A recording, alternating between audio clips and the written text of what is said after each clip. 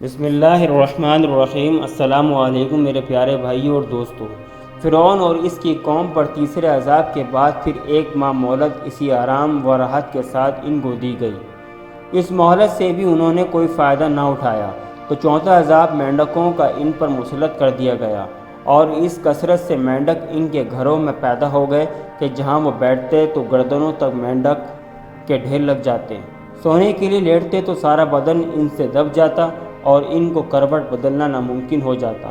پکتی ہوئی ہنڈیا میں رکھے ہوئے کھانے بھی غرض یہ کہ ہر چیز میں مینڈک بھر جاتے۔ آخر اس عذاب سے تنگ آ کر سب رونے لگے اور پہلے سے پختہ وعدوں کے ساتھ مسلط اس کی عقل و ہوش و حواس اس کام نہیں دیتے۔ اس واقعے کے بعد بھی یہ لوگ اپنی ہٹ درمی پر قائم رہے اور کہنے لگے کہ اب تو ہمیں اور بھی یقین ہو گیا کہ حضرت موسیٰ علیہ السلام بہت بڑے جادوگر ہیں اور یہ سب ان کے جادو کے کرشمے ہیں۔ پھر ایک ماہ کی مہلت اللہ تعالیٰ نے عطا فرمائی، مگر اس مہلت سے بھی کوئی کام نہیں لیا تو اب ان پر پانچواں عذاب خون کا عذاب مسلط کر دیا۔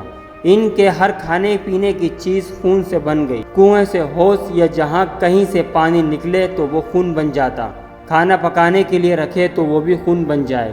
ان سب عذابوں میں حضرت موسیٰ علیہ السلام کا معجزہ مسلسل تھا کہ ہر عذاب سے بنی اسرائیل محفوظ رہے۔ خون کے عذاب کے وقت فرعون کے لوگوں نے بنی اسرائیل کے گھروں میں سے پانی مانگا، جب تک ان کے ہاتھوں میں تھا تو پانی تھا اور ان کے ہاتھوں میں گیا تو خون ہو گیا۔ ایک ہی دسترخوان پر بیٹھ کر کپتی اور بنی اسرائیل کھانا کھاتے تو جو لقمہ بنی اسرائیل کھاتا تو وہ اصلی حالت میں پر ہوتا، جو لقمہ یا پانی کا گھونٹ کپتی کے منہ میں جاتا تو خون بن جاتا۔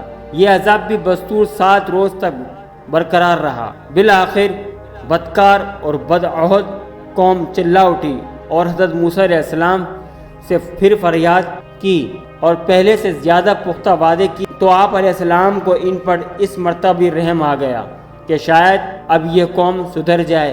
اس نیت سے بارگاہ الہی میں دعا کے لیے ہاتھ اٹھا لیے تو اللہ تعالیٰ نے اس مرتبہ بھی معاف کر دیا اور عذاب ہٹا دیا، اور ادھر وہ حزب سابق اپنے وعدوں سے پھرتے رہے اور اپنی ہٹ دھرمی پر جمے رہے۔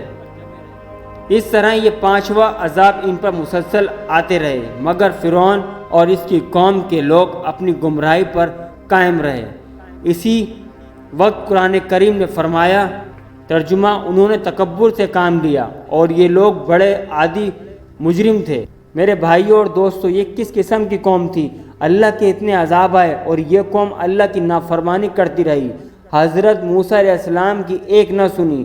بے شک اللہ کی پکڑ بہت سخت ہے، اور فرعون اور اس کی قوم کو اللہ کے عذاب نے جا پکڑا اور تمام انسانوں کے لیے عبرت بنا دی۔ مانو فرعون کی لاش نہ پانی، نہ کسی جانور، نہ کسی پرندے اور نہ ہی زمین نے قبول کرا۔ اللہ نے اس کی لاش تمام انسانوں کے لیے عبرتناک سزا دی۔ جو آج مصر میں فرعون کی لاش موجود ہے، جو اپنے آپ کو بڑا سمجھتا تھا کہ میں سب سے بڑا ہوں، پر اس کو کیا معلوم تھا کہ اللہ سب سے بڑا ہے اور وہ تمام جہانوں کا مالک ہے۔ اللہ پاک ہم سب کو اپنی پکڑ سے بچا اور ہمیں نیک اعمال کرنے کی توفیق نصیب عطا فرما۔ اللہ تعالیٰ تمام مسلمانوں کو دوزخ کے عذاب سے بچا اور رسول اللہ صلی اللہ علیہ وسلم کے واسطے تمام مسلمانوں کو جنت نصیب عطا فرما۔ آمین۔